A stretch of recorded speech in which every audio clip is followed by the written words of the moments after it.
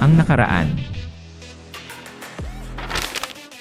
Sinuong na nga ni Jungwon ang kailaliman ng Corpse Blood Valley, at habang patuloy siyang papalapit ay bigla siyang mayroong nakitang napakalaking halimaw na kumakain ng mga dark energy ng mga kaluluwa, kaya't siya ay napapatingin na lang dito na may halong pagtataka kung papaano niya ito tatalunin. At makikita naman ang mga kadena na nakapalibot sa halimaw, at ito ang nagsisilbing kanyang sandata sa panghuhuli sa mga kaluluwa sa paligid. Kaya't ang mga kaluluwa dito ay natatakot sa kanya, at patuloy na tumatakas kapag ito ay kanilang nakikita, ngunit kahit na ano pa ang gawin nila, ay kayang-kaya pa din niyang hulihin gamit ang kanyang mga kadena. Kaya't napapatunganga na lang ang ating bida, habang nasasaksihan niya ang mga pangyayari, at isa lang ang nasa kanyang isipan, at ito ay ang pinag-usapan nila ng Blue Spirit. At patuloy pa din siyang napapatulala sa sobrang brutal ng mga kaganapan sa ngayon, at patuloy pa din naman ang pagkain ng napakalaking halimaw na ito sa mga kaluluwa sa paligid. At napapaisip naman ang ating bida, na ang halimaw na ito ay kumakain ng mapaghiganting mga kaluluwa, kaya't napapatanong na lang siya na kung ito na ba ang nasa sentro ng lahat ng mga dark energy sa Corpse Blood Valley. Ngunit habang iniisip ni Jungwon ang lahat ng ito, ay bigla din namang napatingin ito sa kanya na para bang siya na ang isusunod nito. At nagtinginan naman ang dalawa na nagdahilan ng saglit na katahimikan at pagtigil sa pagkain ng halimaw, at sa ngayon sa lugar na ito ay mayroong namumuong kakaibang tensyon. At napagtanto din naman ng halimaw na ang nakikita niya sa kanyang harapan ay isang buhay na tao, kaya't mas lalo itong nagutom. At nabigla din naman si Jungwon nang makita siya nito. At sa kanyang pagkatulala, ay hindi pa rin niya maisip na siya na ang isusunod na itatarget nito. Ngunit sa pagkagalak naman ng halimaw ay bigla itong napangiti, at nasisiyahan siya dahil sa ngayon ang magiging pagkain niya ay isang buhay na tao na magbibigay sa kanya ng kakaibang satisfaction at pagkabusog. At isa lang ang pumapasok sa isipan ng halimaw na ito, ang gusto lang niya ay kainin si Jungwon, kaya't bigla itong umatake sa kanya, at nagsisisigaw na kakainin niya ang ating bida, ngunit para pa ding estatwa si Jungwon at hindi siya makagalaw. Kaya't napakadali lang nitong nagapusan ng kadena si Jungwon, at sa ngayon ang ating bida ay natauhan na at sa kasalukuyan siya ay ang nasa di kaaya-ayang sitwasyon. At habang papalapit na ang napakalaking bunganga ng halimaw na ito, ay itinataas din naman si Jungwon gamit ang mga kadenang nakapulupot sa kanyang katawan. At kahit na sa napakalaking katawan ng nilalang na ito, ay napakabilis din ng kanyang mga galaw at pati na din ang pag-atake nito. At ang halimaw ay nanggagalaiti sa galit at sinasabi pa niya na napakatanga ng taong ito dahil pumunta siya dito ng mag-isa. At dagdag pang sinabi nito na kakainin niya ang ating bida at isasama din nito ang kanyang mga buto at walang ititira. Ngunit habang naghahanda namang umatake ang halimaw, ay bigla naman ding tinanggal ni Jungwon ang singsing na pumipigil sa kanyang mga dark energy. Kaya't ito ay biglang naalarma sa biglaang pagdami ng mga dark energy na nakapalibot kay Jungwon, at tila ba tinatago lang niya ang kanyang tunay na lakas. At sinabayan din naman siya ni Jungwon at mukhang gagamit pa ng panibagong teknik na kanyang natutunan, at ito ay tinatawag na Divine Imperial Incurse, at habang ginagawa ito ng ating bida, ay napapasabi siya na andito siya ngayon para kainin din ang pinakamalakas na nilalang sa lugar na ito. At sa pagkakataon ngayon ay gagamitin nga ni Jungwon ang mahika na napapaloob sa singsing na ito, ngunit parang meron din namang counterattack ang halimaw at biglang nanlisik ang mga mata nito. At sa ngayon ay sinusubukan din naman niyang umatake kay Jungwon, kaya't ibinuka nito ang kanyang napakalaking bibig na naglabas ng napakaliwanag na ilaw. Ngunit sa biglaang pangyayari naman ay habang ibinubuka nito ang kanyang bibig, bigla din namang hinawakan ni Jungwon ang kanyang napakalaking ngipin, at nagulat ito sa kakaibang galaw ng ating bida. At hindi din naman makapaniwala ang halimaw dahil napakalakas ni Jungwon at hindi niya maisara ang kanyang mga bibig, at sinabi pa nga ng ating bida na nagkakamali siya ng napiling atakihin. Dahil sa kalagayan ngayon ni Jungwon, ang pagkakalagay niya sa bibig nito ay ang pinakadirektang paraan para maabsorb ang energy ng napakalaking halimaw na ito. At ang ginawa nito kay Jungwon ay isang napakalaking pagkakamali na kanyang nagawa, at sinabayan din ni Jungwon na gamitin ang kanyang ritual of attachment. At ang teknik na ito ay gagamitin niya para i-absorb ang energy na nanggagaling sa loob ng kanyang katawan mismo. Habang ginagawa ito ni Jungwon ay bigla niyang narinig na nagsalita ang halimaw. At sinabi nito na hindi niya mapapayagan ang kung anuman ang gusto niyang gawin, at kasabay pa dito ay mayroon namang mga kamay na biglang pumalibot sa ating bida.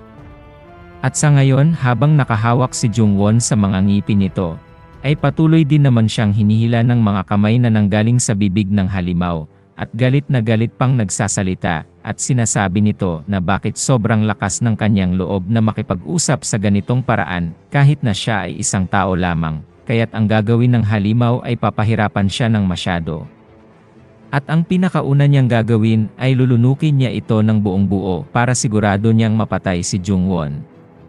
Kaya't nagpupumiglas din naman ang ating bida para makatakas sa pagkakahawak ng halimaw, ngunit wala na siyang magagawa kahit na ano pang pigil niya dito. At sa ngayon ay nahulog na nga siya, at hindi nito napigilan ang ginawa ng halimaw. Ngunit sa kanyang pagkabigla, ay tila ba hindi niya maipaliwanag, at wala namang masamang nangyari sa kanya. At sa ngayon ay bigla siyang makikitang nakatayo, at wala siyang kamalay-malay kung ano ang nangyayari sa paligid. Kaya't nang mapalingon ito, ay bigla siyang mayroong nagawang hinuha na kung ano ang nangyayari sa kanyang kinatatayuan.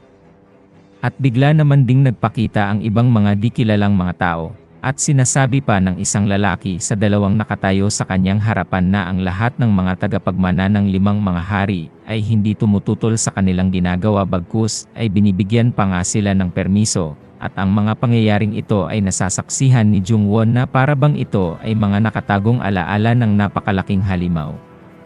At patuloy pa din ang pagpapakita ng alaala ng halimaw, at sa ngayon makikita naman ang isang lalaki. At sinasabi nito na lahat ng kanilang mga ginagawa ngayon ay para sa mas nakakabuting kapakanan ng kanilang grupo, at siya ay umaasa na ang dalawa ay susunod sa kanyang ipapagawa.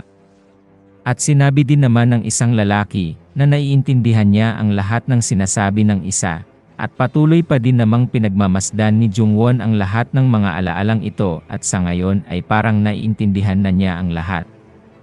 Kaya't patuloy pa din niyang sinubaybayan ang mga nangyayari. At sinasabi pa din ng isang lalaki na sumasang-ayon din dahil sumasang-ayon din ang kanyang nakakatandang kapatid. Sa mga oras ding ito ay siguradong sigurado na ang ating bida na ang lahat ng mga nangyayari ay ang nakaraan ng halimaw. At patuloy pa din ang pagpapakita ng mga alaalang ito, at makikitang masaya ang dalawang magkapatid, at sinasabi pa ng bunso na susuportahan niya ang kanyang nakakatandang kapatid bilang kanyang kanang kamay kapag ito ang namuno sa kanilang clan. At sa pagpapatuloy ng mga alaala ng mga nakaraan ng napakalaking halimaw, ay makikita din naman na ang mga kalahok ay nag-aaway at nagsusuntukan sa gitna ng ilog. At ang ginagawa nila ngayon ay ang unang pagsubok, at sinasabi pa nga ng isang lalaki na kunin na niya ang marble baka agawin pa ito ng ibang mga kalahok. Ngunit nag-aalala ang bunso sa kanyang nakakatandang kapatid at kung papaano naman siya makakahanap pa ng iba pang mga marble. At sinabi din naman ng kanyang kuya na makakahanap din siya sa hindi kalaunan kaya't umuna na siyang ipakita ito sa mga examiner. Ngunit hindi pa din naman mapigilan na mag-alala ang bunsong kapatid nito, ngunit pinipilit siya ng kanyang kapatid dahil wala na silang oras at baka siya ay atakihin ng ibang mga tao. At patuloy lang din naman ang panonood ni Jungwon sa mga alaalang ito. Kaya't sa pagtatalong ito ng magkapatid, ay nakokonsensya naman ang bunso, ngunit tumakbo na lang siya na hawak-hawak ang marble para siya ay makapasa sa unang pagsubok. At sa mga nakikitang ito ni Jungwon ay bigla siyang napapaisip na ang masaya at nagmamahalang magkapatid na ito ay napadpad lamang sa ganitong lugar dahil sa kanilang istriktong ama. Ngunit meron din siyang kakaibang nasaksihan at ang mga nangyayari sa kasalukuyan ay hindi niya inaasahan. At ang nakakatandang kapatid ay makikita namang duguan ang buong katawan at ito ay nanghihina at nagtatanong kung bakit niya ito nagawa sa kanya. At mapag-aalaman naman sa pulang flag na ito na silang dalawa ay nasa pangalawang pagsubok na. Ngunit makikita naman ang bunso na may hawak-hawak na napakalaking bato at duguan dahil ito ay kanyang ginamit para ipokpok sa kanyang nakakatandang kapatid. At mayroon pala itong itinatagong pagkainggit at sinasabi ng bunso na ang lahat ay magiging maayos kung mawawala ang kanyang nakakatandang kapatid sa mundong ito. Habang patuloy niya itong pinagmumumura dahil sa patuloy nitong pagkaawa sa kanya at dahil na din mayroon siya ng lahat ng kung ano ang kanyang gugustuhin. At dagdag pang sinabi ng bunso na ang lahat ng mga nangyayaring ito sa kanyang nakakatandang kapatid ay dahil lamang sa nauna itong maipanganak sa kanya. Ngunit gusto pa din namang magpaliwanag ng kanyang kuya at itinataas nito ang kanyang duguang mga kamay at para bang sinasabi niya na gusto lang niya itong tulungan. Ngunit bigla din naman siyang binanatan uli ng napakalaking bato na hawak-hawak nito habang galit na galit naman ang bunso at hindi na siya mapipigilan. At pinagpupupokpok na niya ang kanyang nakakatandang kapatid ng napakaraming beses habang sumisigaw na mamatay na sana ito at nagdahilan din ng pagtalsik ng mga dugo nito sa paligid. At sa sobra-sobrang galit ng bunso, ay ang nasa kanyang isipan lang ay mamatay ang kanyang nakakatandang kapatid para mapasa kanya ang lahat ng kung ano ang meron ito ngayon. At di kalaunan ay tuluyan nang namatay ang kanyang nakakatandang kapatid at walang pinagsisisihan ang bunso sa kanyang mga ginawa. At makikita din naman na napulbos nito ang ulo ng kanyang kapatid at iniwan lang niyang nakahandusay sa isang tabi. At napapaisip din naman ang ating bida at sinasabi sa kanyang sarili na ang nakakatandang kapatid na ito ay hindi napagtanto na ganun na pala kalaki ang pagkainggit ng kanyang nakababatang kapatid. At sa ngayon ang kinahantungan niya ay namatay sa mga kamay nito. At maaalala din namang ang lahat ng mga bangkay ng mga taong namatay sa mga pagsubok ay itinatapon sa bangin na ito. At ang kaluluwa ng nakakatandang kapatid na ito, at ang napakarami pang mga kaluluwa sa paligid ay naglaban-laban. At sa di inaasahang mga pangyayari, at nasaksihan ni Jungwon na ang lalaking ito ay patuloy na tinatalo ang lahat ng kanyang makakasagupang mga kaluluwa. At mas lumapit pa si Jungwon sa taong ito para mas masaksihan niya ang mga emosyon na nagaganap sa lugar. At habang punong-punong galit ang kaluluwa ng nakakatandang kapatid, ay patuloy nitong sinasabi na bakit niya nararanasan ang lahat ng paghihirap na ito matapos niyang mamatay. At naririnig din naman niya ang mga boses sa paligid at sinasabi ng mga kaluluwa na siya ay papatayin nito at kakainin dahil sila ay gutom na gutom. At sa kanyang pagdaramdam ay patuloy pa din siyang napapaisip na bakit ito kakainin kahit siya ay patay na. Kaya't sa ngayon ay kini-question ng nakakatandang kapatid kung ito ba talaga ang kanyang tunay na kapalaran. At habang papalapit din naman ang mga kamay ng mga kaluluwang ito na tumatarget sa kanya. Ngunit biglang nabuhayan ang loob nito, at sinabi ng nakakatandang kapatid na sa ngayon ay isang kaluluwa na, ay ayaw niyang makain at siya ay lalaban. At kung ang kanyang kapalaran ay maging pagkain, kahit na siya ay namatay na, ang gagawin nito ay tatanggihan niya ang kanyang kapalaran. At sa ngayon siya ang nilalang nakakain sa iba pang mga kaluluwa sa paligid. At makikita din namang unti-unting hinahawakan ang katawan ni Jungwon kaya't siya ay napapasangga na lang.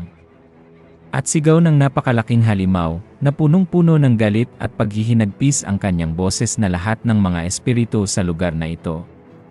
Kasama na din ang ating bida, kaya't naghahanda na lang din si Jungwon sa mas pinalakas pa nitong atake. At sa ngayon unti-unti nang nagpapakita ang napakalaking halimaw sa kanyang harapan. At hindi din mapigilan ni Jungwon ang napakaraming dark energy na nakapalibot sa kanila. At hindi pa din natatapos ang pagsasalita ng halimaw, at galit na galit pa din niyang sinasabi na wala ni isa ang makakagawang kainin siya. At sa biglaang pangyayari, ay napakabilis din namang inatake ng napakalaking halimaw na ito si Jungwon gamit ang kanyang energy, at sapul na sapul din naman ang ating bida. Kaya't sa ngayon siya ay napapaligiran sa gitna na ng energy ng halimaw, at ang mga nakikitang ito ay ang lahat ng mga emosyon ng mga mapaghiganting espiritu, at para bang ito ay gumagawa ng napakalaking ipo-ipo. Ang paghihinagpis, galit, pagkabigo, at lahat ng mga negatibong emosyon na nabuo sa napakatagal na panahon ay gumagawa na ng napakalaking bagyo.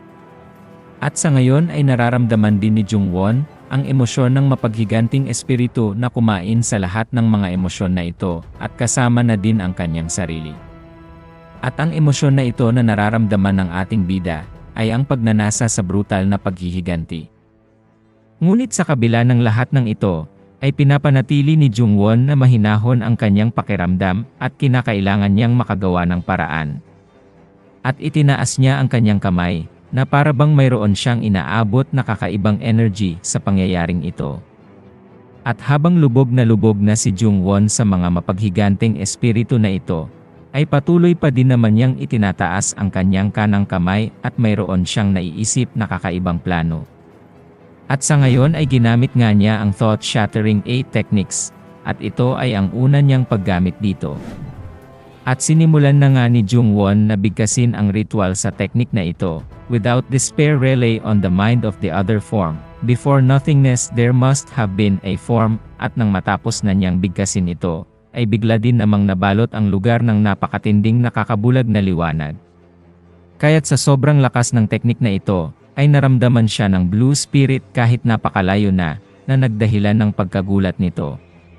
At kahit na nasa malayo ay kitang-kita ang bakas ng teknik na ito, pati na din ang mga energy ng mga mapaghiganting espiritu sa paligid. Kaya't sa biglaang pangyayari ay napapasabi naman ang blue spirit sa kanyang sarili, na mayroong kakaibang nagaganap at ang koneksyon niya kay Jungwon ay unti-unti nang nawawala.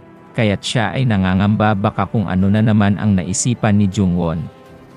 Kaya't napapalingon na lang ang blue spirit sa lugar kung nasaan ang ating bida, at punong-puno ng pag-aalala ang kanyang mga mata. At napapasabi pa nga ito sa gitna ng bagyo ng mga espiritu, na kung hindi ba nagtagumpay si Jungwon at siya ay nabigo sa kanyang mga plano,